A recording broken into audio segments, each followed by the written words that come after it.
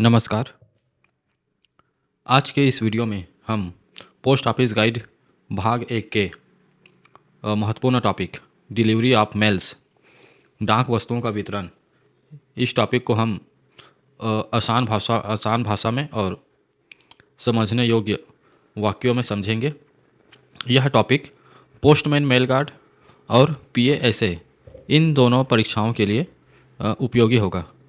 ठीक है, तो चलिए वीडियो शुरू करते हैं।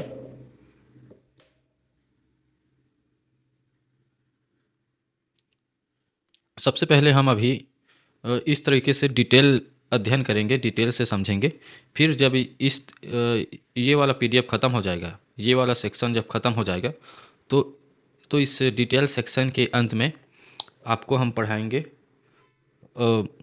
इमेजेस के माध्यम से, स्पेशल स्लाइड्स के माध्यम से, इन्फोग्राफिक्स के ज़रिए से आपको पढ़ाया जाएगा।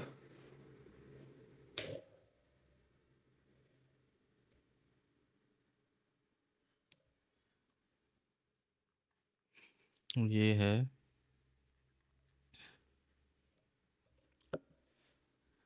जब ये सामान्य डिटेल अध्ययन वाला सेक्शन ख़त्म होगा, उसके बाद अंत में हम एक स्पेशल प्रेजेंटेशन के माध्यम से आपको समझाएंगे। चलिए शुरू करते हैं।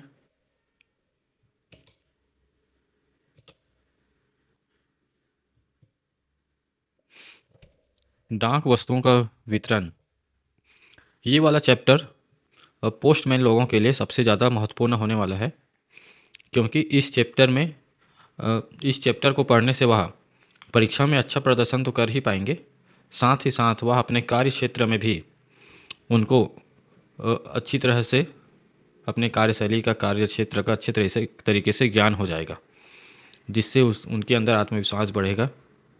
ठीक है, तो अगर आप पोस्टमैन होंगे तो इस चैप्टर को ध्यान से पढ़िएगा, अच्छे से पढ़िएगा। ठीक, चलिए शुरू करते हैं। डाक वस्तुओं के वितरण का नियम। ये है डाक वस्तुओं के वितरण का नियम।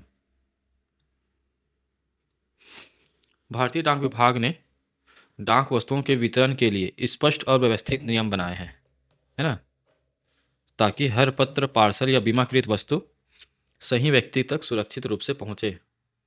इन नियमों में यह बताया गया है कि कौन सी डाक कैसे दी जाएगी, कब लौटाया जाएगा और रजिस्टर्ड वीपीपी वस्तु सुपुर्दगी या किस तरह से वितरण की जाएगी। इनसे डाक वितरण प्रणाली में पारदर्शिता और विश्वसनीयता बनी रहती है। ठीक है, तो यह नियम इसलिए बनाया गया है क्योंकि डाक वितरण में कोई समस्या ना हो, किसी परिस्थिति में कोई समस्या ना हो डाक वितरण में, इसलिए स्पष्ट नियम बनाया गया है। तो उन नियमों को हम देख लेते हैं। सबसे पहले देखते हैं परिभाषा। डाक वितरण का जो परिभाषा है, डिफिनेशन ऑफ डिलीवरी का, वह देखते हैं। डाक वस्तुओं के वितरण का नियम के अनुसार अगर कोई डाक वस्तु, पत्र या फिर पार्सल जो भी हो, प्राप्तकर्ता के घर में या दफ्तर या कार्यालय, उसके नौकर, एजेंट या उस व्यक्ति को दे दी जाती है जिसे प्राप्तकर्ता ने वितरण के लिए अधिकृत किया है, तो यह माना जाएगा कि वस्तु का वितरण स्वयं प्राप्तकर्ता को हो गया है। वेरी वेरी इंपॉर्टेंट लाइन है ये, है ना, याद रखिएगा। अगर कोई डाक आया है और आप उसके घर में दे दिए हैं, उसके घर के किसी सदस्य को दे दिए हैं, या ऑफिस में उसके किसी कर्मचारी को दे दिए हैं, तो यह माना जाएगा कि जो वस्तु है वह उसको मिल गया है। ठीक है, अगर आपके पास भी इस तरीके से कुछ क्लेम आती है तो आप बिंदास रहिएगा। ठीक, मतलब यदि पत्र किसी अधिकृत व्यक्ति को सौंपा गया है, परिवार के सदस्य या कर्मचारी को भी हो सकता है, तो वह डिलीवरी पूरी मानी जाएगी, है ना। अगर कोई आदमी आया, बोलता है कि मुझे डाक नहीं मिला है, लेकिन आपने वह डाक उस घर के किसी सदस्य को या कंपनी के किसी कर्मचारी को दे दिया है, तो आप निश्चिंत रहिए, आपने अपना डिलीवरी कार्य पूर्ण कर लिया है। ठीक, अब देखते हैं कि रजिस्ट्री वस्तुओं का वितरण किस तरीके से किया जाता है। किसी भी रजिस्टर्ड डाक वस्तु को केवल उसी व्यक्ति या उसके अधिकृत प्रतिनिधि को दिया जाएगा और उसे निर्धारित फॉर्म पर हस्ताक्षर करना होगा। ठीक है, अगर कोई डाक आता है किसमें, रजिस्ट्री में, रजिस्ट्री डाक है, तो उसको स्वयं उसी को ही देना पड़ता है जिसके नाम से आया है ना। अ, अभी हाल ही में जो रजिस्ट्री डाक है वो अभी ख़त्म हो गया है। रजिस्ट्री डाक को हटा दिया गया है, लेकिन ऐसा नहीं है कि जो रजिस्ट्री सिस्टम है वो ख़त्म हो गया, ऐसा नहीं है। स्पीड पोस्ट के अंदर ही स्पीड पोस्ट के अंदर एक विकल्प है रजिस्टर्ड करने का। ठीक है, रजिस्टर स्पीड पोस्ट के अंदर ही एक रजिस्टर्ड करने का एक विकल्प है, जिसके लिए 5 रुपया अतिरिक्त शुल्क देना पड़ेगा, है ना। अगर कोई स्पीड पोस्ट करके साथ में रजिस्टर्ड भी करा रहा है तो उसको 5 रुपया अतिरिक्त शुल्क देना पड़ेगा। और जो इस डाक का वितरण भी होगा वह जिसके नाम से भेज रहे हैं उसी को ही होगा। ठीक है, और उसी को ही देना चाहिए नियम के अनुसार, है ना। तो इस चीज़ को ध्यान रखिएगा।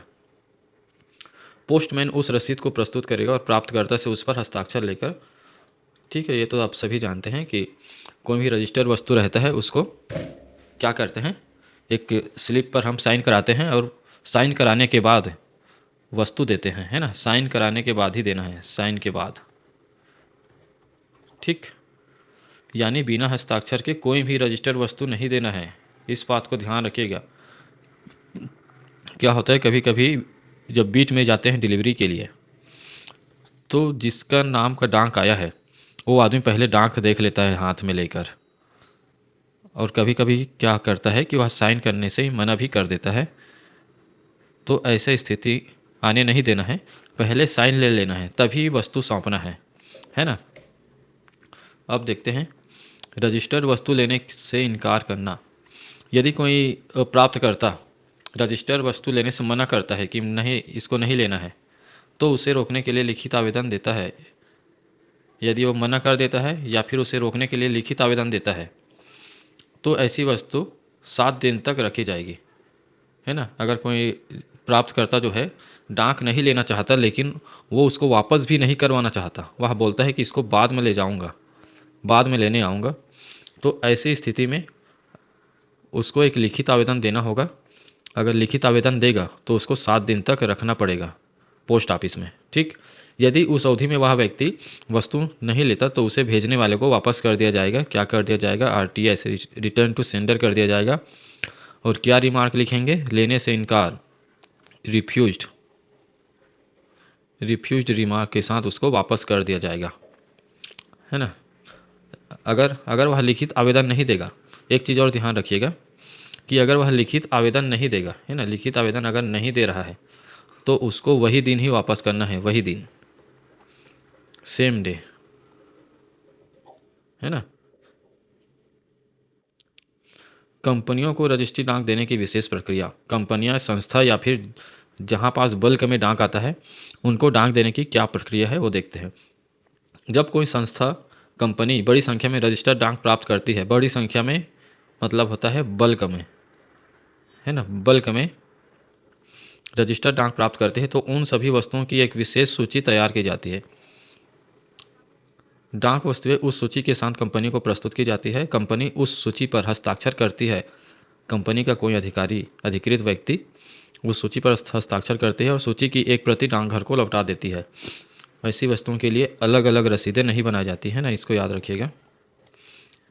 देखिए, इसको सिंपल से शब्दों में समझाऊं कि यदि आपके बीच में कोई ऐसा कार्यालय है जहां बड़ी संख्या में डाक आता है, जैसे कि मान लेते हैं कि आपके बीच में एक तहसील कार्यालय है ना, वहाँ बड़ी संख्या में डाक आता है तो उसको तो पहले से बल्क के अंदर, बल्क डिलीवरी के अंदर उसको पहले तो रजिस्टर करवाएंगे अपने सिस्टम में, है ना। जब बल्क के अंदर जब रजिस्टर करवा देंगे सिस्टम में, कंप्यूटर पर उसको रजिस्टर करवा देंगे, तो जब डाक एंट्री की जाएगी तो एंट्री करेंगे तो बल्क ऑप्शन में जाकर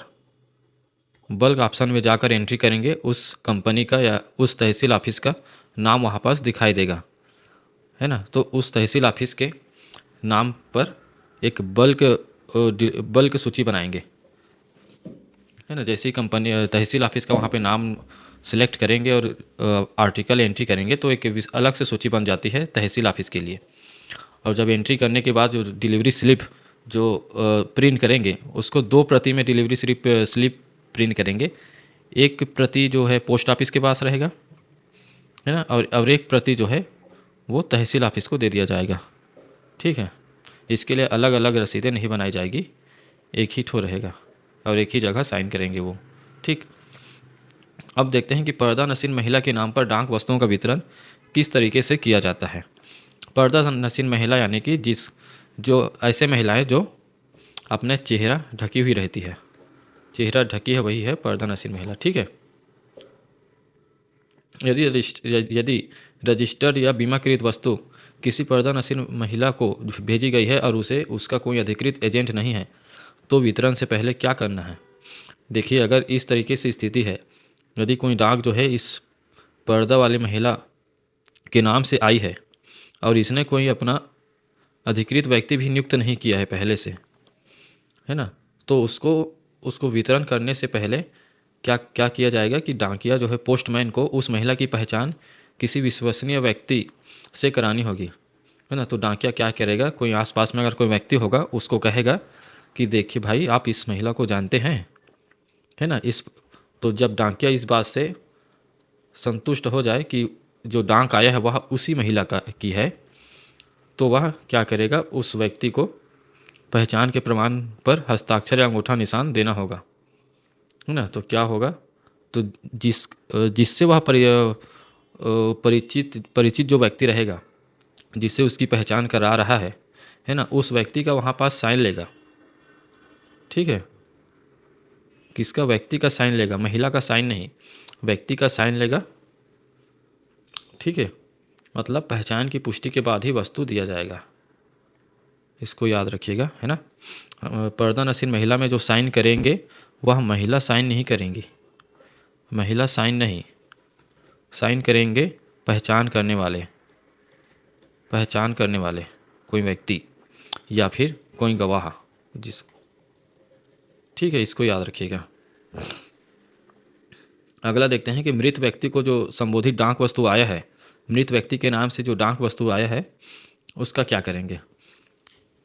डाकघर गाइड भाग 1 की धारा 89 में मृत व्यक्तियों के नाम से भेजे गए डाक से संबंधित प्रावधान है, जिसके अनुसार यदि डाक वस्तु बीमित नहीं है और उसमें कीमती सामान भी नहीं है तो उसे प्राप्त करने के लिए कोई आपत्ति भी नहीं करता है, तो इस प्रकार की डाक वस्तुओं पर ठीक वैसा ही कार्रवाई की जाती है जैसे बिना दावे के वस्तुओं पर, अनक्लेम वस्तुओं पर।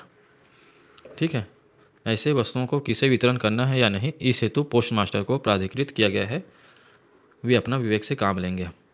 लेकिन जो बीमित वस्तु है और आपत्ति वाला वस्तु है मृत व्यक्ति के नाम से, उसके निपटान के लिए सीपीएमजी को या सर्कल प्रमुख को आवेदन भेजेंगे, है ना। देखिए, सिंपल सी बात है, अगर कोई डाक आया है और व्यक्ति मृत है, मर गया है वो व्यक्ति, है ना, तो उसका डाक को देना है या नहीं, यह पोस्ट मास्टर तय करते हैं, पोस्ट मास्टर तय करेंगे, है ना। अगर मैं कहूँ तो आम तौर पर मृत व्यक्तियों का डाक नहीं देना चाहिए, उसको आरटीएस कर देना चाहिए। ठीक है, लेकिन ये पीएम पर निर्भर करता है कि वह अपने विवेक से काम लें। ठीक, रोके जा सकने वाले महत्वपूर्ण डाक वस्तुएं। डाकघर नियमावली, डाकघर गाइड भाग 1, ये है भाग 1 गाइड है ये। डाकघर गाइड भाग 1 की धारा 90 के अनुसार बुक पैटर्न, नमूना पैकेट और पार्सल के वितरण में किसी कारणवश विलंब हो अथवा प्राप्तकर्ता द्वारा रोक कर रखने को कहा जाए तो ऐसे डाक वस्तुओं को एक दिन अतिरिक्त रोक कर रखना चाहिए। ठीक है, कौन कौन सा डाक को, बुक पैटर्न, नमूना पैकेट और पार्सल, ये अगर डाकघर में आया है और जो प्राप्तकर्ता कहता है कि एक दिन और रोक दीजिए, तो उसको एक दिन अतिरिक्त रोक कर रख सकते हैं। ठीक है, सिर्फ बुक पैटर्न, नमूना पैकेट और पार्सल को ही।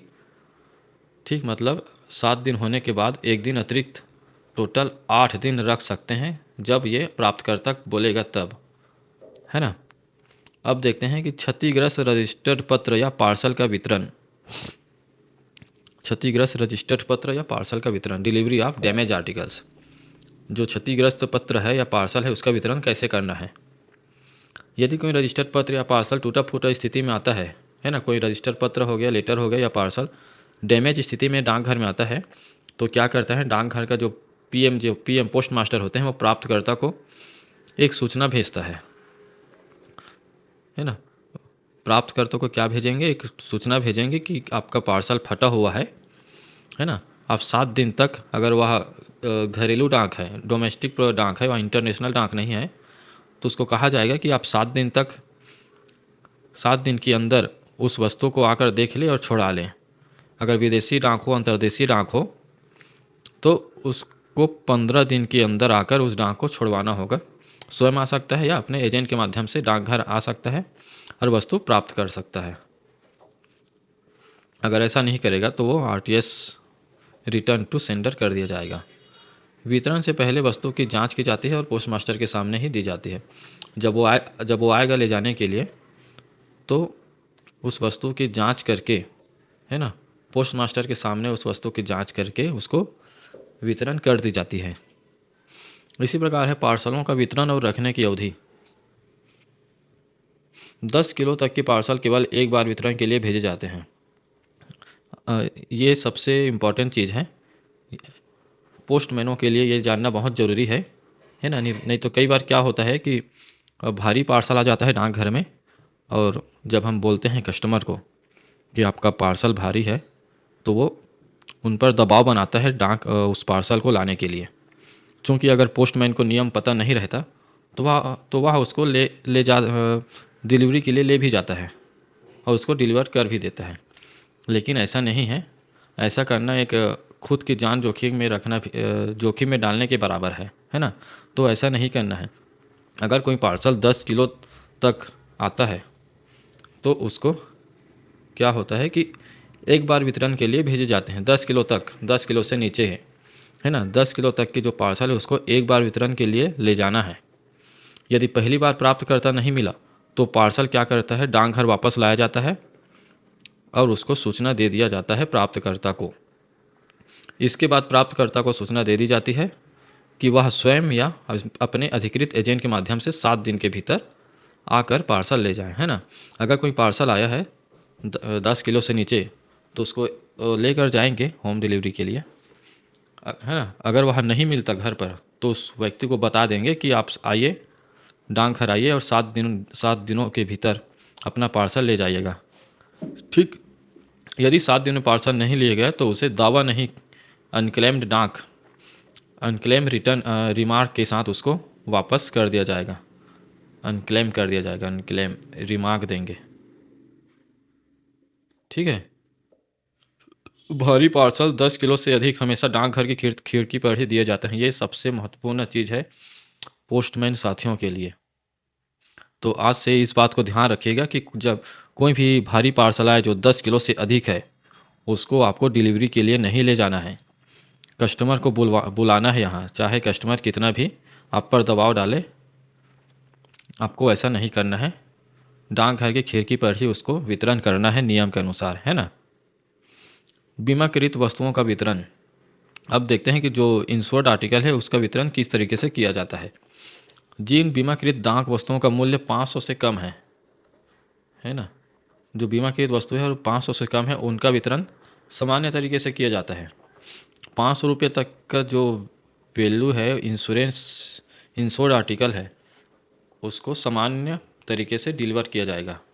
और 500 से अधिक मूल्य वाली जो बीमा वस्तु है उसको केवल डाकघर की खिड़की पर ही या विंडो डिलीवरी की जाएगी। विंडो डिलीवरी होता क्या है, ये बार बार आपके मन में एक सवाल आ रहा होगा कि विंडो डिलीवरी क्या होता है। विंडो डिलीवरी यह है कि जो प्राप्तकर्ता को डाकघर में बुलाकर डाक देना, या जो प्राप्तकर्ता डाकघर आकर अपना डाक ले जाता है, वही है विंडो डिलीवरी, है ना, और कुछ नहीं है ये। अगला देखते हैं। यदि वस्तु के लिफाफे पर खोलने या छेड़छाड़ के संकेत हो तो पोस्ट मास्टर की उपस्थिति में वस्तु खोली जाती है और उसकी 2 प्रतियों में सूची बनाई जाती है। एक प्रति प्राप्तकर्ता रखता है और दूसरी प्रति डाकघर द्वारा प्रेषक को भेज दी जाती है। ठीक है, इसको देखिएगा। यदि लिफाफा पर कुछ किसी चीज़ का संकेत हो, अगर लिफाफा खुला हुआ दिख रहा है या फिर ऐसा लग रहा है कि उस पर कुछ छेड़छाड़ किया होगा, अंदर का सामान निकाला गया हो, ऐसा कुछ संकेत दिखाई दे, तो पोस्ट मास्टर की उपस्थिति में वस्तु खोलेंगे और उसका 2 प्रति में उस सूची का रिपोर्ट बनाएंगे और उसका एक रिपोर्ट प्राप्तकर्ता को देंगे और दूसरा रिपोर्ट जो भेजने वाला है उसके पास भेज दिया जाएगा, है ना। इसमें एक नोट है कि यदि प्राप्तकर्ता पहली बार बुलाने पर वस्तु नहीं लेता तो दोबारा वितरण नहीं करना है, केवल सूचना भेजी ही जाएगी, है ना। प्राप्तकर्ता को केवल एक ही बार सूचना देना है, दोबारा नहीं देना है। अगर सूचना के बाद भी नहीं आए तो वस्तु लेने से इनकार करके आरटीएस कर दिया जाएगा, रिटर्न टू सेंडर। नोट 2 है इसी प्रकार, जब प्राप्तकर्ता या उसका एजेंट हस्ताक्षरित रसीद लेकर डाकघर आता है तो पोस्ट मास्टर या वितरण क्लर्क की उपस्थिति में उसे वस्तु दे दी जाती है, ठीक। और प्राप्तकर्ता को सूची पर हस्ताक्षर करके सूचना पर्ची वापस करनी होती है। देखिए, जब हम किसी घर गए, ताला लगा है या फिर इस स्थिति में कि किसी प्राप्तकर्ता को सूचना दिए हैं सूचना पर्ची के माध्यम से, तो जब प्राप्तकर्ता अपना डाक ले जाने आएगा तो उस सूचना पर्ची को साथ लेकर आएगा, सूचना पर्ची को लेकर आएगा, है ना। तो लेके देखो, ये एजेंट हस्ताक्षरित रसीद लेकर आएगा, ये है सूचना पर्ची है। ये डाकघर आता है तो पोस्ट मास्टर या वितरण क्लर्क की उपस्थिति में उसे वस्तु सौंप दी जाती है। प्राप्तकर्ता को सूची पर हस्ताक्षर करके सूचना पर्ची वापस करनी होती है और जो सूचना पर्ची है उसको वापस लेना होता है। ये पोस्टमैन लोग को भी ध्यान रखना चाहिए, ठीक है। नहीं तो अगला दिन आएगा और बोलेगा ये देखिए सूचना पर्ची है, आप मेरा डाक दो, तो आप दोबारा कहाँ से उसको डाक दे देंगे, है ना। तो सूचना पर्ची के बिना उसको डाक नहीं देना है डाकघर में, ठीक। अब देखते हैं कि वीपीपी वस्तुओं का निपटारा।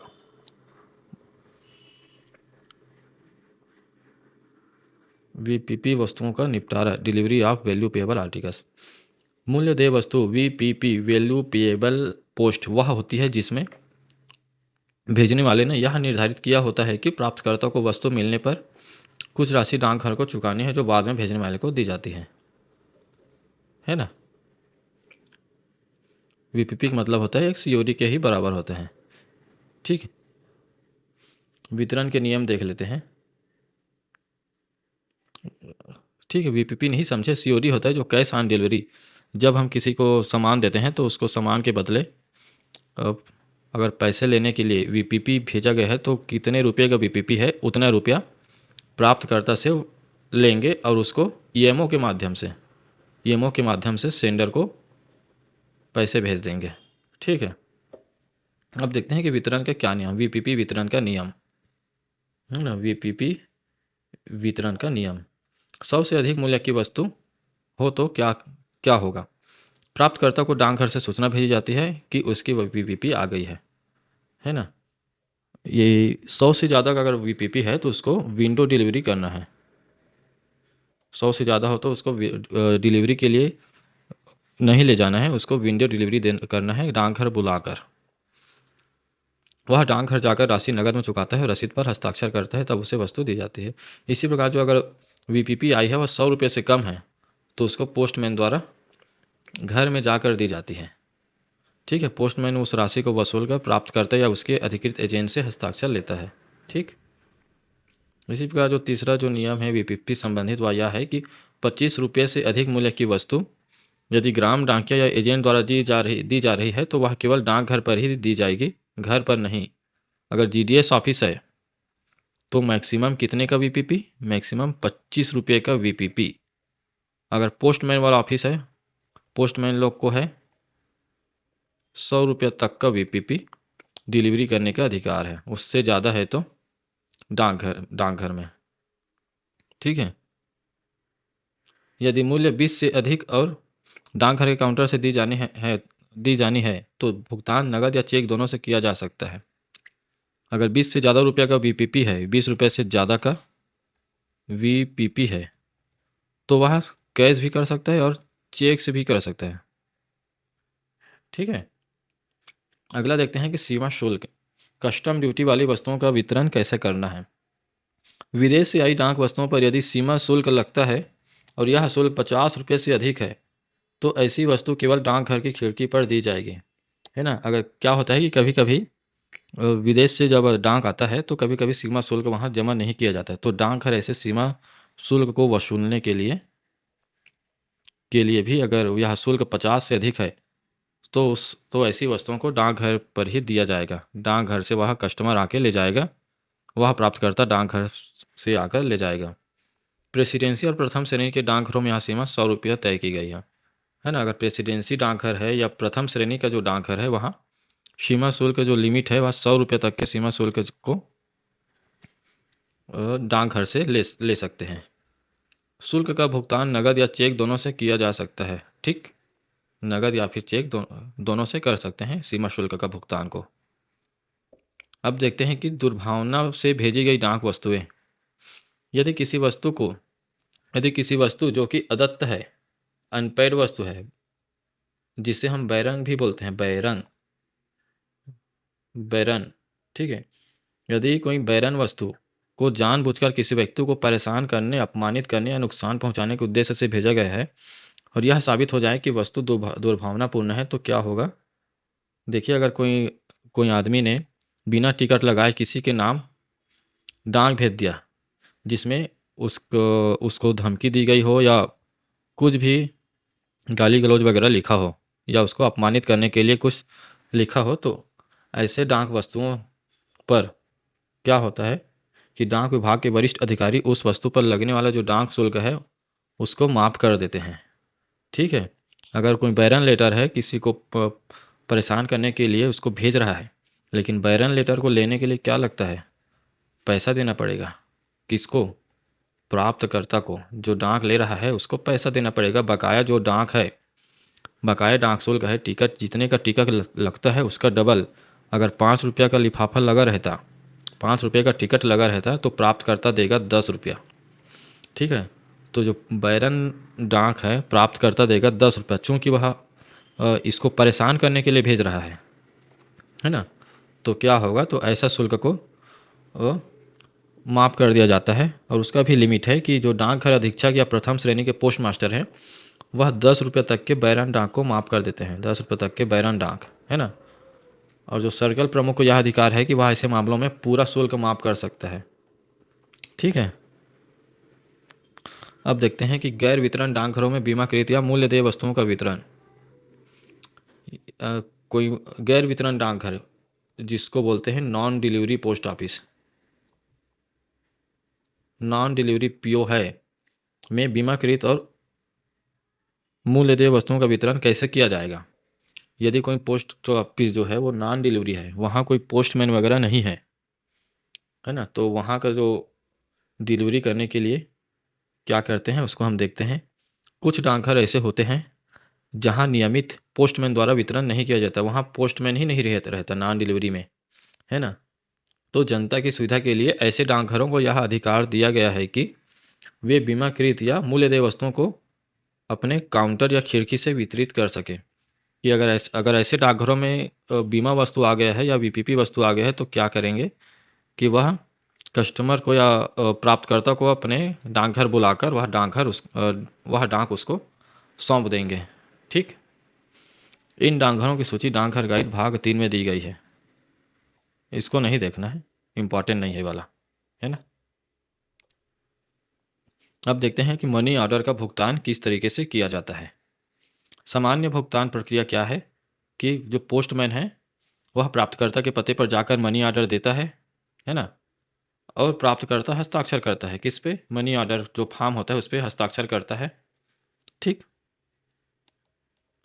और फिर उसके बाद है पहचान सत्यापन की जाती है। यदि प्राप्तकर्ता उस डाक क्षेत्र में स्थायी रूप से नहीं रहता या पोस्ट मास्टर उसे नहीं जानता, तो पहचान प्रमाण या गवाह के बाद ही भुगतान किया जाएगा। ठीक है। ऐसा नहीं देना है। उनसे पहले अगर किसी प्रकार का संदेह है, प्राप्तकर्ता मनी ऑर्डर जिसके नाम आया है, अगर किसी प्रकार का संदेह है, तो उनसे उचित प्रमाण पत्र या आईडी पहचान पत्र उसको मांगेंगे। और जब पहचान अगर कंफर्म हो जाए तो उसको मनी ऑर्डर देंगे। मनी ऑर्डर जो आया है उसका राशि उसे भुगतान कर दिया जाएगा। बड़े भुगतान या हेड पोस्ट ऑफिस में, है ना। बड़े भुगतान कहाँ होता है, हेड पोस्ट ऑफिस में। यदि किसी फर्म, कंपनी या सरकारी कार्यालय को कई मनी ऑर्डर मिलते हैं, तो भुगतान चेक या पोस्टल पेमेंट वाउचर के माध्यम से किया जा सकता है। समझ गए। अगर किसी फर्म, किसी संस्था के नाम से अगर बहुत सारे मनी ऑर्डर आता है, तो पोस्ट ऑफिस वाले चाहे तो उसे उस संस्था को चेक दे सकते हैं या फिर पोस्टल पेमेंट वाउचर होता है, उसके माध्यम से भुगतान कर सकते हैं। चेक से भुगतान करेंगे तो क्या होगा कि वह चेक को संबंधित बैंक में जमा करेगा और पैसा उसके खाते में आ जाएगा। इसी प्रकार जो पोस्टल पेमेंट वाउचर है, इसको क्या करेगा कि प्राप्तकर्ता इसको पोस्ट ऑफिस आकर जमा करेगा, पोस्ट ऑफिस में काउंटर में, और उनको नगद राशि दे दिया जाता है। ठीक है। एक व्यक्ति एक ही मनी ऑर्डर के लिए दोनों माध्यम का उपयोग नहीं कर सकता, याद रखिएगा। एक साथ या तो किसी व्यक्ति को चेक देंगे या तो फिर वाउचर देंगे, एक साथ दोनों चीज़ का उपयोग नहीं करने देंगे उसे। अब चौथा जो देख लेते हैं, शर्त है कि 500 से अधिक राशि, मनी ऑर्डर है 500 से अधिक, तो उसको वितरण कैसे करना है। तो 500 से अधिक के मनी ऑर्डर का भुगतान ग्राम डाकिया नहीं करता है ना। ऐसे मामलों में भुगतान डाकघर की खिड़की पर ही की जाती है। कुछ विशेष परिस्थितियों में ग्रामीण डाक सेवक 2000 तक के भी मनी ऑर्डर वितरण कर सकते हैं, है ना। ठीक है, इसको याद रखिएगा। जो डाकिया है वो, जो ग्राम डाकिया 500 से अधिक तक का वितरण नहीं कर सकते, या जो डाकिया है वह 500 से अधिक का मनी ऑर्डर को लेकर नहीं जाना है, बल्कि प्राप्तकर्ता को डाकघर बुलाकर उसको वितरण करना है। अब देखते हैं कि डाकियों और वितरण एजेंटों की जिम्मेदारी क्या है। डाकिया या एजेंट को बिना पूरी राशि वसूल किए किसी भी मूल्य देय या सीमा शुल्क वाली वस्तु नहीं देना है। ठीक है, इस बात को ध्यान रखना है कि अगर वीपीपी आए या सीओडी वाला सामान आए तो पहले पैसा लेना है, पहले पैसा, फिर साइन, फिर क्या देना है, वस्तु को सौंपना है उसे, है ना। पहले पैसा फिर लेंगे, फिर साइन करेंगे, करवाएंगे, फिर वस्तु को दे देंगे।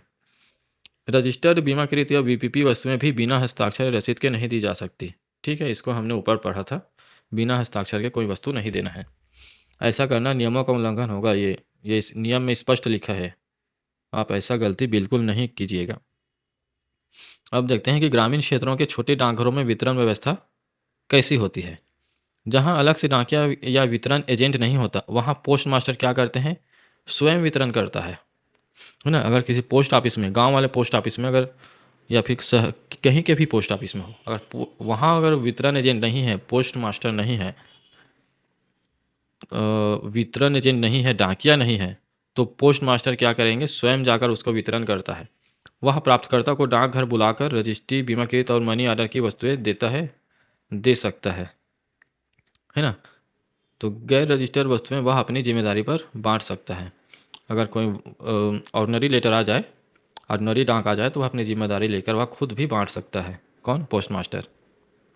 डाक वस्तुओं को लेने से इनकार करना। यदि प्राप्तकर्ता वस्तु लेने से मना करता है तो डाकघर उस वस्तु की राशि वसूलने के लिए बाध्य नहीं है ना। अगर कोई वीपीपी आया, सीओडी आया है और वो लेने से मना करता है तो डाकघर उस व्यक्ति से राशि नहीं वसूलेगा, बल्कि उस पर क्या करेगा, लेने से इनकार या फिर रिफ्यूज्ड लिखेगा, रिफ्यूज्ड लिखकर उसको वापस रिटर्न टू सेंडर कर दिया जाता है।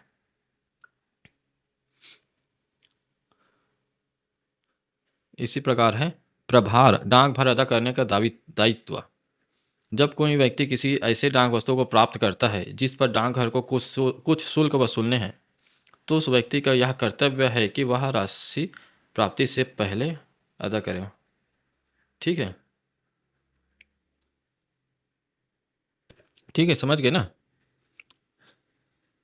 यदि कोई डाक आया है और उस पर पूरी तरीके से डाक शुल्क नहीं चुकाया है ना, कुछ बाकी है, तो उस व्यक्ति का कर्तव्य है कि पहले आप डाक भार पूर्ण जमा कर दें, तभी वह जो वस्तु है उसको प्राप्त करें।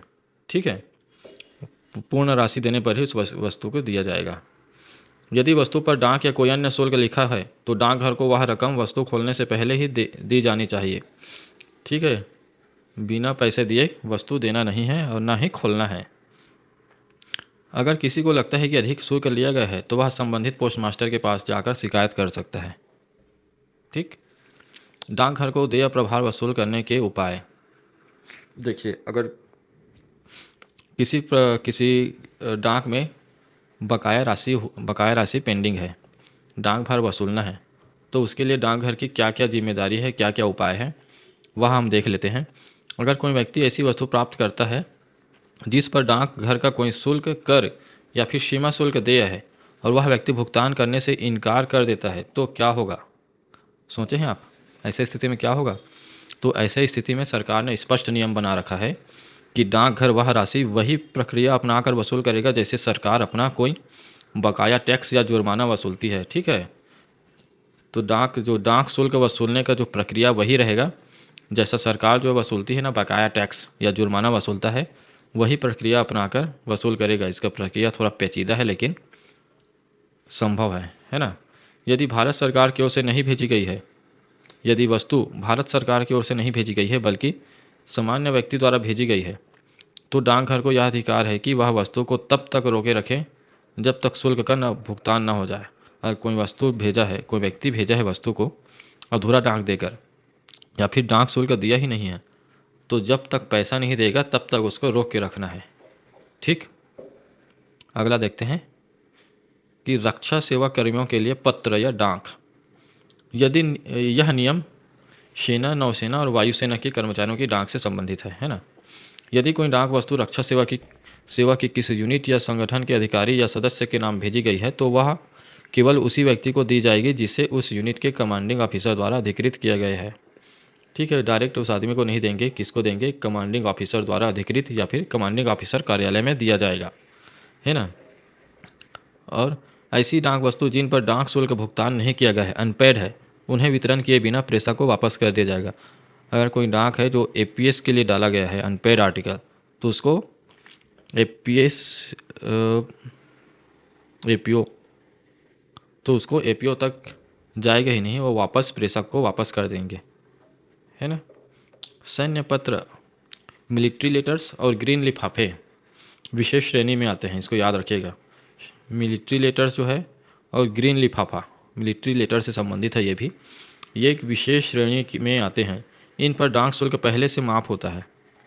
ठीक, कोई मिलिट्री लेटर्स है या ग्रीन लिफाफा में है, उस पर कोई डाक शुल्क नहीं लगता, कोई शुल्क नहीं लगता, माफ़ है। इन पत्रों पर सैन्य डाकघर, आर्मी पोस्ट ऑफिस की तारीख मुहर लगाई जाती है और वितरण के समय कोई शुल्क नहीं लिया जाता, है ना। इसको याद रखिएगा। डाक वितरण रोकने की सुविधा। अगर कोई व्यक्ति अपने इलाके में डाकिया द्वारा डाक प्राप्त नहीं करना चाहता, कोई व्यक्ति चाहता है कि वह डाकिया से डाक नहीं लेना है क्योंकि वह बाहर में है, उस दिन डाक नहीं ले सकता, तो क्या करेगा? बाहर में है या फिर वह किसी कारणवश उस डाकिया से डाक नहीं लेना चाहता, पोस्टमैन से डाक नहीं लेना चाहता, तो वह पोस्ट मास्टर को क्या करेगा कि लिखित आवेदन देगा, है ना। लिखित आवेदन देगा पोस्ट मास्टर को, उसके पत्र और अन्य वस्तुएं डाकघर में ही रखी जाएगी। फिर जब वो लिखित आवेदन देगा तो उसको वस्तुएं को डाकघर में रखेंगे। वह अपनी डाक स्वयं डाकघर की खिड़की से स्वयं आकर कार्य समय के दौरान ले सकता है। ठीक है, अपना वस्तु स्वयं आकर ले जाएगा। यह सुविधा केवल तब तक रहेगी जब तक प्राप्तकर्ता स्वयं इसे जारी रखना चाहे। ठीक, अब देखते हैं कि मनी ऑर्डर का भुगतान। ऐसे स्थानों पर जहां रोजाना डाक वितरण नहीं होता, वहां मनी ऑर्डर का भुगतान कैसे होगा? तो कैसे होगा? प्राप्तकर्ता डाकघर को लिखित में अनुमति दे सकता है कि उसका मनी ऑर्डर उसके अधिकृत संदेशवाहक को दे दिया जाए। अगर जहां रोजाना डाक वितरण संभव नहीं है या फिर कुछ हो, वह संवेदनशील क्षेत्र में है या दूर दराज सुदूर वन क्षेत्र में है, तो ऐसे जगह का मनी ऑर्डर लेने के लिए प्राप्तकर्ता जो है डाकघर को एक लिखित में अनुमति दे सकता है कि उसका जो मनी ऑर्डर है वो संबंधित अधिकृत संदेशवाहक है जिसको उसने नियुक्त किया है, उसे दे दिया जाए। ठीक, पोस्ट मास्टर उस व्यक्ति की अनुमति देखकर मनी ऑर्डर की राशि उसी संदेशवाहक को अदा करेगा, है ना। जब वो अनुमति लेटर देखेंगे पोस्ट मास्टर साहब, तो उसको मनी ऑर्डर दे दिया जाएगा। संदेशवाहक के हस्ताक्षर उस मनी ऑर्डर पर लिए जाएंगे और वह मान्य होगा। मतलब प्राप्तकर्ता यदि चाहे तो उसका मनी ऑर्डर भी उसका अधिकृत व्यक्ति ले सकता है ना। इस बात को समझ सकते हैं आप। संदेशवाहक को रजिस्ट्री वस्तुओं का वितरण। संदेशवाहक है, उसको रजिस्ट्री वस्तुओं का वितरण कैसे करना है और क्या नियम है? यदि प्राप्तकर्ता लिखित में अनुमति देंगे, किनको? पोस्ट मास्टर को लिखित में देंगे कि मेरा डाक है वह फलाना व्यक्ति को दे दिया जाए, मेरा रजिस्टर्ड डाक है, मेरा बीमाकृत डाक है, मेरा कोई भी डाक है या मनी ऑर्डर है, वह उक्त व्यक्ति को दे दिया जाए, तो पोस्ट मास्टर क्या करेंगे? वह व्यक्ति उस अधिकृत व्यक्ति को दे दिया जाता है। लेकिन वीपीपी वस्तुएं केवल नियम 43 के अनुसार ही दी जाएगी, है ना। यह अधिकार 3 वर्षों तक मान्य रहता है, और जो लिख कर जो दिया है अधिकृत पत्र जो लिख कर दिया है अधिकार पत्र, वह 3 साल तक ही मान्य रहेगा। 3 साल बाद उस प्राप्तकर्ता को फिर से लिख कर देना पड़ेगा, है ना। शैक्षणिक संस्थाओं के विद्यार्थियों के लिए डाक वितरण किस तरीके से किया जाता है।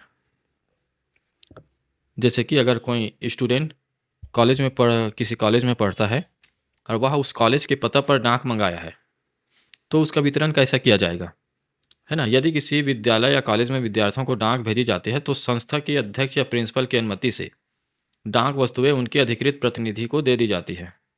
ठीक, तो प्रिंसिपल के ऑफिस में जाकर उसको दे सकते हैं। ठीक है, अध्यक्ष या प्रिंसिपल की जिम्मेदारी होगी कि वह डाक सही विद्यार्थी तक पहुंचाए।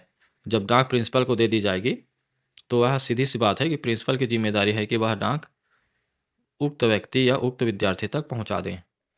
बीमाकृत वस्तुएं हैं या मनी ऑर्डर भी अध्यक्ष या प्रिंसिपल को दे दिए जा सकते हैं, है ना। बशर्ते क्या है कि वे संबंधित विद्यार्थियों के लिए पूर्ण दायित्व स्वीकार करें और डाक विभाग को आवश्यक दस्तावेज दें। ठीक है, तो ये भी संभव है, बीमाकृत वस्तु और मनी ऑर्डर भी प्रिंसिपल को वहाँ दे सकते हैं। ठीक, मतलब कॉलेज या स्कूल की डाक अध्यक्ष प्रिंसिपल के माध्यम से विद्यार्थियों तक पहुंचाई जा सकती है। ठीक है, बहुत सरल शब्दों में। अब देखते हैं कि परिचय पत्र क्या होता है। क्या होता है परिचय पत्र? हमने कई बार पढ़ा होगा कि डाक विभाग में किसी बाहरी व्यक्ति के किसी डाकघर में कोई बाहरी व्यक्ति आता है विभाग संबंधी काम के लिए, तो उसको अपने पुष्टि के लिए परिचय पत्र दिखाना पड़ता है ना। तो वह क्या होता है, इसको देखते हैं। कई बार डाकघर में काम करने वाले लोग यात्रियों या फिर आम जनता को अपनी पहचान साबित करने में क्या होती है, परेशानी होती है। जैसे जब वे रजिस्ट्री, बीमाकृत पत्र या मनी ऑर्डर लेते हैं। इस समस्या को आसान बनाने के लिए डाक विभाग ने परिचय पत्र प्रणाली शुरू की है। परिचय पत्र संबंधी नियम डाकघर गाइड भाग 1 के धारा किसमें है? 63 में है। परिचय पत्र संबंधी नियम है ना। और कौन ले सकता है परिचय पत्र? परिचय पत्र कौन ले सकता है? तो हर साक्षर व्यक्ति जिसे उसके इलाके के लोग अच्छी तरह जानते हैं, वह यह कार्ड ले सकता है। ठीक है, हर साक्षर व्यक्ति परिचय पत्र ले सकता है। परिचय पत्र लेने के लिए उसको 2 गवाह देना होता है। 2 गवाह का साइन लगेगा, जो यह साबित करे कि वह उस इलाके का स्थायी निवासी है ना। उस व्यक्ति के क्षेत्र का ही आदमी होना चाहिए गवाह। ठीक, यह कार्ड किसी भी प्रधान डाकघर से लिया जा सकता है। ये परिचय पत्र कहाँ बनाया जाता है? एचओ में, है ना, एचओ में। ठीक, यदि आप किसी छोटे डाकघर में आवेदन देते हैं, तो वहाँ से आपका आवेदन आगे एचओ भेजा जाएगा। आवेदन आप एसओ में भी आवेदन दे सकते हैं, लेकिन जो आपका जो परिचय पत्र बनेगा वह एचओ में ही बनेगा। डाकघर परिचय पत्र में क्या क्या होता है? कार्ड में व्यक्ति का क्या होता है? पूरा नाम, पता, हस्ताक्षर और फोटो होता है। यह कार्ड बनने की तारीख से 3 साल तक मान्य होती है। इसकी अवधि खत्म होने के बाद नया कार्ड बनाया जाता है। कार्ड पर लगने वाला फोटो आवेदक खुद देता है। उसका आकार होता है, फोटो का आकार होता है 88 mm और 63 mm। जो फोटो जो दिया रहेगा ये 88 mm और 63 mm की साइज में होता है। 88, ये इधर का 88 और इधर का 63 mm। इन ये कार्ड का साइज होता है, ये फोटो का साइज नहीं होता, ये पूरे कार्ड का साइज होता है। ये हो गया 88 और ये जो हो गया 63। ठीक है, इंडिया पोस्ट परिचय पत्र का उपयोग कहाँ किया जाता है? यह कार्ड दिखाकर व्यक्ति क्या करता है? रजिस्ट्री, बीमाकृत पत्र या मनी ऑर्डर प्राप्त कर सकता है। यानी जब कोई व्यक्ति अपनी डाक लेना या पैसा प्राप्त करने आता है, तो उसे यह कार्ड पहचान के प्रमाण के रूप में दिखाना पड़ता है, ताकि उसको बार बार परेशानी नहीं होती। परिचय पत्र खो जाने पर क्या करना है?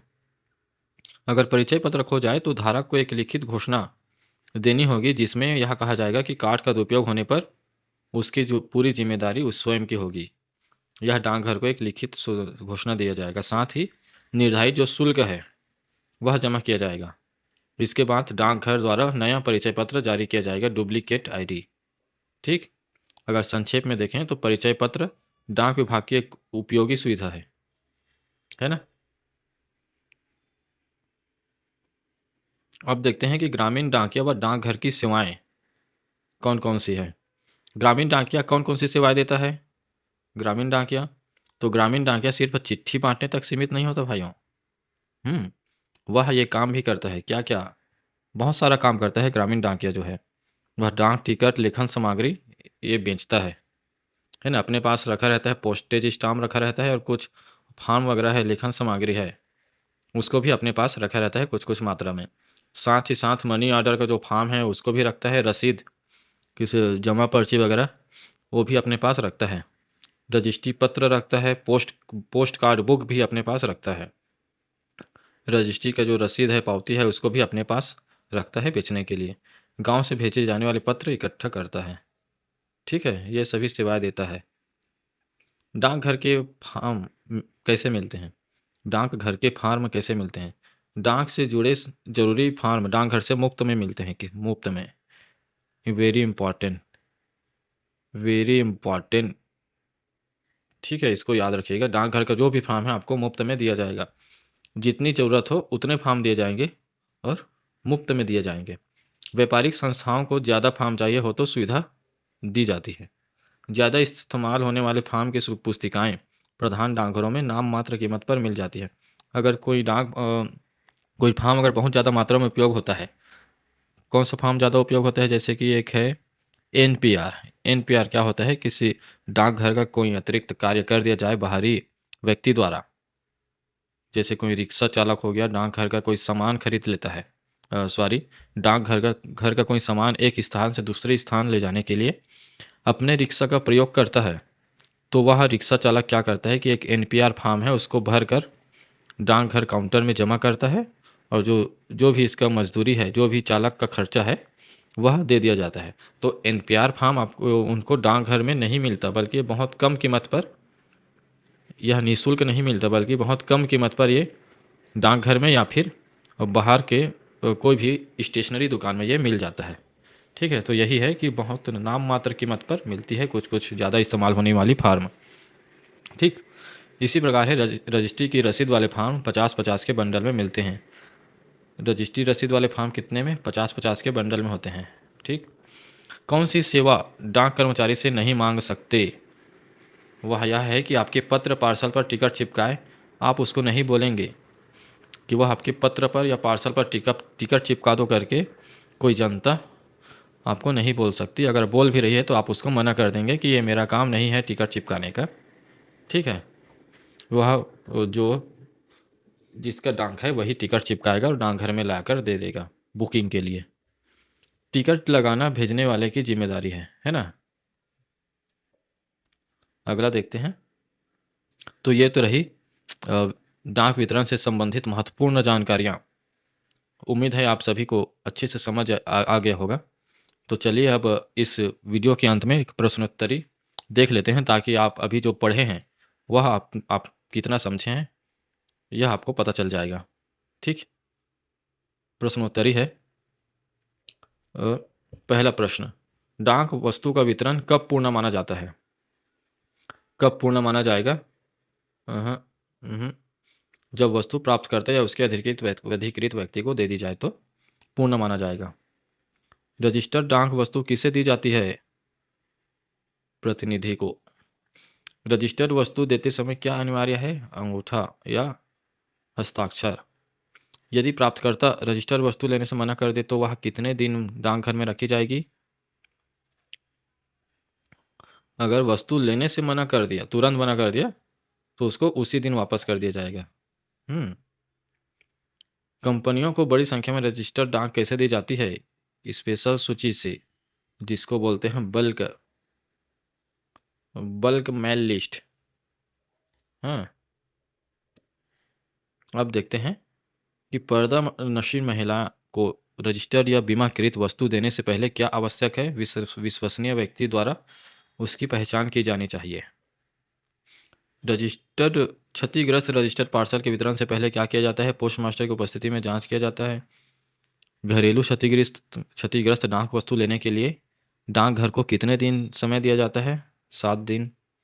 10 किलो तक के पार्सल का वितरण कितनी बार किया जाएगा? केवल एक ही बार, दोबारा और नहीं जाना है। 10 किलो से अधिक वजन वाले पार्सल कहाँ दिए जाएंगे? तो डाकघर के खिड़की पर या डाकघर में। 500 से अधिक मूल्य की बीमाकृत वस्तु कैसे दी जाती है? विंडो डिलीवरी, है ना। वीपीपी वस्तु का मुख्य अर्थ क्या है? वस्तु लेते समय राशि भुगतान करना, जैसे कि सीओडी टाइप का। 100 रुपया उससे कम मूल्य की वीपीपी वस्तु कैसे दी जाएगी? पोस्टमैन द्वारा घर में ले जाकर। अगर 100 से ज़्यादा है तो उसको डाकघर के खिड़की पर या डाकघर में। सीमा शुल्क 50 से अधिक होने पर विदेशी वस्तु कहाँ दी जाती है? डाक विंडो डिलीवरी पर। दुर्भावनापूर्ण भेजी गई डाक की शुल्क माफ करने का अधिकार है सर्कल अध्यक्ष को। 500 से अधिक मनी ऑर्डर का भुगतान कौन नहीं कर सकता? जीडीएस नहीं कर सकता, पोस्ट मास्टर कर सकते हैं, भी कर सकते हैं, है ना। जीडीएस नहीं कर सकते। यदि प्राप्तकर्ता डाक वस्तु लेने से मना करता है तो उस पर क्या लिखा जाता है? रिफ्यूज्ड। रक्षा सेवा कर्मियों की डाक किसे दी जाती है? कमांडिंग ऑफिसर द्वारा अधिकृत व्यक्ति को या कमांडिंग ऑफिसर ऑफिस में। डाक वितरण रोकने की सुविधा कैसे ली जा सकती है? अगर किसी को डाक रोकवाना है तो एक लिखित में आवेदन देना होगा पोस्ट मास्टर को। यदि रजिस्टर्ड वस्तु पर हस्ताक्षर न मिले तो क्या किया जाएगा? वस्तु को नहीं देना है। पर्दा नशीन महिला के मामले में पहचान की पुष्टि कौन करता है? विश्वसनीय व्यक्ति करता है। विदेशी डाक को कितने दिन तक रोकना है? 15 दिन तक। यदि पार्सल 7 दिन में नहीं लिया तो अनक्लेम माना जाएगा। बीमाकृत वस्तु पर छेड़छाड़ के संकेत होने पर क्या किया जाता है? पोस्ट मास्टर के सामने खोलकर सूची व रिपोर्ट बनाई जाती है। बीमाकृत वस्तु की सूची कितनी प्रतियों में? 2 प्रति में। एक प्रति भेजने वाले का, एक प्रति पाने वाले के लिए। बीमाकृत वस्तु की सूची की एक प्रति किसे भेजी जाती है? प्रेषक को, और एक प्रति पाने वाले को। वीपीपी वस्तु का भुगतान काउंटर में कर रहे हैं तो नकद या चेक दोनों दे सकते हैं। प्रेसिडेंसी व प्रथम श्रेणी डाकघर में सीमा शुल्क का सीमा है 100 रुपया। दुर्भावनापूर्ण मामले में 10 रुपये तक शुल्क माफ कौन करता है? डाकघर अधीक्षक या प्रथम श्रेणी के पोस्ट मास्टर। गैर वितरण डाकघरों में बीमाकृत वीपीपी वस्तु कैसे की जाएगी? डाकघर के काउंटर से। 500 रुपये से अधिक मनी ऑर्डर का भुगतान सामान्यतः कहाँ किया जाता है? विंडो डिलीवरी, है ना। जहाँ अलग से डाकिया नहीं होता वहाँ वितरण कौन करता है? पोस्ट मास्टर करते हैं। सैन्य पत्रों पर कौन सी मुहर लगाई जाती है? एपीओ की तारीख मुहर, इंपॉर्टेंट चीज़। ठीक, ये तो रही डाक का वितरण से संबंधित जो डिटेल्ड पीडीएफ है उसका अध्ययन हमने किया। अब हम आगे के वीडियो में प्रेजेंटेशन के माध्यम से, इमेज प्रेजेंटेशन, विजुअल प्रेजेंटेशन के माध्यम से इस चैप्टर को समझेंगे और जल्दी से समझेंगे। ठीक है, तो जल्दी जल्दी देख लेते हैं। तो वितरण कब माना जाएगा? जैसे मैंने बताया था कि वितरण तब माना जाएगा कि प्राप्तकर्ता को भी दे देंगे तब भी वितरण माना जाएगा, उसके नौकर या सदस्य को देंगे तो वितरण माना जाएगा, अधिकृत एजेंट को देंगे तो भी वितरण भी माना जाएगा। ठीक है। रजिस्टर्ड वस्तुओं का वितरण कब मानते हैं? जब जिसके नाम से आया है उसी को देंगे, है ना। तो इसको बोलते हैं रजिस्टर्ड वस्तुओं का वितरण। ठीक, अगर कंपनियों और फर्म के लिए हैं तो एक विशेष सूची बनाएंगे, मतलब बनाते हैं बल्क सूची, है ना। और बल्क सूची बनाएंगे तो एक लिस्ट कंपनी वालों को देंगे और एक लिस्ट डाकघर के लिए रहेगा। ठीक है। विशेष परिस्थितियाँ, पर्दा नशीन महिला और छात्र को डाक का वितरण कैसे करेंगे? तो कैसे करेंगे कि किसी विश्वसनीय व्यक्ति से उस महिला की पहचान कराएंगे कि ये, फिर उसके बाद इस महिला के बारे में पहचान कराएंगे और उसके बाद उस विश्वसनीय व्यक्ति से साइन कराएंगे। ठीक है, महिला से साइन नहीं कराएंगे, विश्वसनीय व्यक्ति से साइन करा कर देंगे। इसी प्रकार अगर शैक्षणिक संस्था या कॉलेज का कोई स्टूडेंट है उसको डाक देंगे और प्रिंसिपल ऑफिस में जाकर, और जो प्रिंसिपल की जिम्मेदारी है कि वह डाक उस छात्र तक दे दें। अगर बीमाकृत वस्तु है तो उस स्थिति में हमें 500 से अधिक रुपये तक 500 से अधिक रुपया है उन वस्तुओं को डिलीवरी जो है डाकघर के काउंटर पर ही करना है। अगर 500 से कम है तो विंडो घर जाकर डोर स्टेप डिलीवरी देना है। ठीक है, इसी प्रकार है वीपीपी वस्तु है तो 100 से अधिक है तो डाकघर बुला कर दिया जाएगा। अगर 100 से कम है तो पोस्टमैन द्वारा घर जाकर दिया जाएगा। अगर ग्रामीण डाकें हैं तो 25 रुपये तक का वितरण कर सकता है।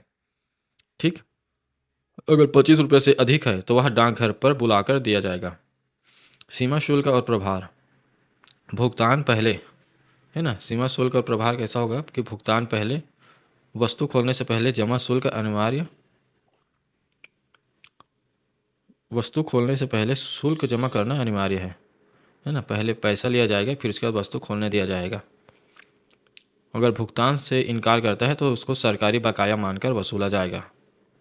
ठीक, सामान्य डाकघर विंडो डिलीवरी 50 से अधिक शुल्क पर।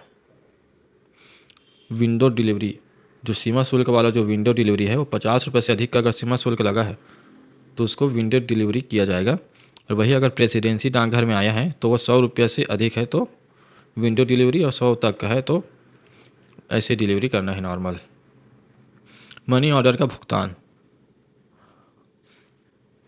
अगर पहचान अगर अज्ञात हो तो उनसे किसी गवाह से या फिर उनका पहचान प्रमाण पत्र लेना है और उसको पहचान करना है, ऐसा नहीं दे देना है किसी को, है ना। अगर 500 से अधिक रुपए का मनी ऑर्डर है तो उसे डाकघर बुलाकर या विंडो डिलीवरी करके भुगतान करना है। ठीक है, अगर वह संदेश वाहक नियुक्त करना चाहता है तो वह लिखित अनुमति देगा पोस्ट मास्टर को, और उसका जो वैलिड है वह 3 वर्षों तक ही वैलिड रहेगा। अब देखते हैं कि क्षतिग्रस्त वस्तुएं। क्षतिग्रस्त वस्तुएं अगर घरेलू है ना, देसी देश का है तो वह 7 दिन तक ही रखेंगे उसको, और विदेशी वाला डाक है, फॉरेन डाक है, तो उसको 15 दिन तक रखेंगे, है ना। अगर इन दिनों में वह प्राप्तकर्ता अपना सामान नहीं छोड़ाया, पार्सल नहीं छोड़ाते हैं, तो वह अनक्लेम मानकर वापस कर दिया जाता है, और उसको जो ये जो डाक रहेगा उसको पोस्ट मास्टर के सामने में खोला जाएगा। अब देखते हैं कि रिफ्यूज डाक और अनक्लेम डाक पर क्या करते हैं। अगर प्राप्तकर्ता मना करता है तो तुरंत उसको रिफ्यूज करना है। अगर कोई प्राप्तकर्ता लिखित में अगर आवेदन दे देता है कि रोक के रखा जाए तो उसको 7 दिन तक रोक के रखा जा सकता है। अगर आवेदन नहीं देगा तो तुरंत वापस। इसी प्रकार है अनक्लेम है, एक वितरण प्रयास, है ना। किसी भी चीज़ को एक ही बार ही वितरण करना है। अगर उसको सूचना मिल गया, पार्सल है, किसी भी पार्सल को एक ही वितरण के लिए एक प्रयास करना है।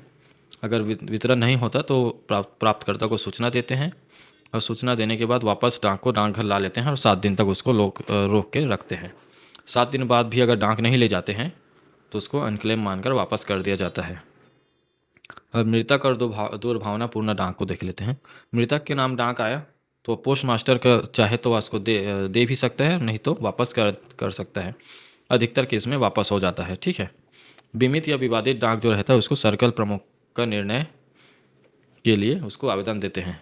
ठीक है, सर्कल प्रमुख के निर्णय के लिए आवेदन देते हैं।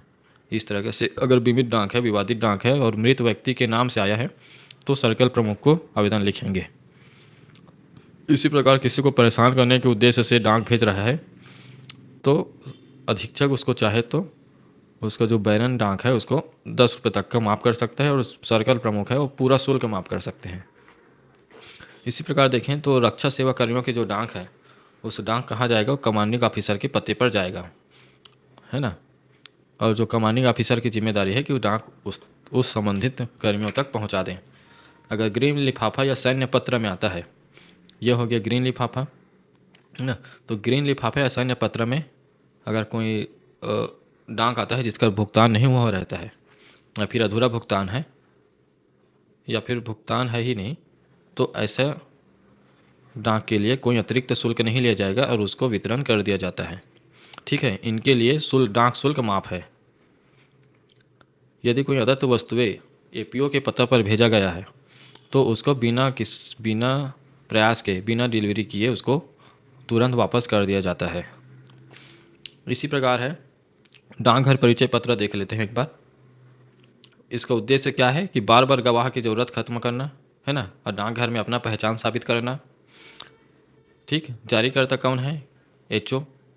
खो जाने पर क्या होता है कि लिखित घोषणा देगा कि उसकी जिम्मेदारी होगी, कुछ नुकसान होने पर यह घोषणा देना होगा, और एक शुल्क देना होगा, जो भी शुल्क है, तो उसको डुप्लीकेट कार्ड दे दिया जाता है, और इसकी वैधता जो होगी वो 3 वर्ष की होगी, है ना। अब देखते हैं कि ग्रामीण डाकिया और सेवाएं। ग्रामीण डाकिया क्या क्या सेवाएं करता है। इनकी जो जिम्मेदारी है वह पत्र जमा किया जाता है, टिकट बेचा जाता है और रजिस्ट्री भी बुक किया जाता है। सीमाएं हैं कि इसको क्या काम नहीं करना है। पत्रों पर टिकट नहीं चिपकाना है, 500 से अधिक मनी ऑर्डर नहीं देना है या 25 रुपये से अधिक बीपीपी घर पर नहीं देना है ना। अब जो जितना पढ़ें उसका सारांश देख लेते हैं और प्रश्नोत्तरी भी देखेंगे। Quick quick quiz. घरेलू क्षतिग्रस्त वस्तु लेने के लिए समय सीमा 7 दिन। प्रेसिडेंसी डाकघरों में सीमा शुल्क की लिमिट 100 रुपया है। 10 किलो से भारी पार्सल कहाँ मिलेगा, डाकघर में या खिड़की में। ठीक, नियमों का पालन, सुरक्षित वितरण। ठीक है, तो ये तो रही आज के महत्वपूर्ण टॉपिक, डाक का वितरण से संबंधित वीडियो। इस वीडियो को अब हम यहीं विराम देंगे। अगले वीडियो में हम मिलेंगे अगला टॉपिक के साथ। धन्यवाद।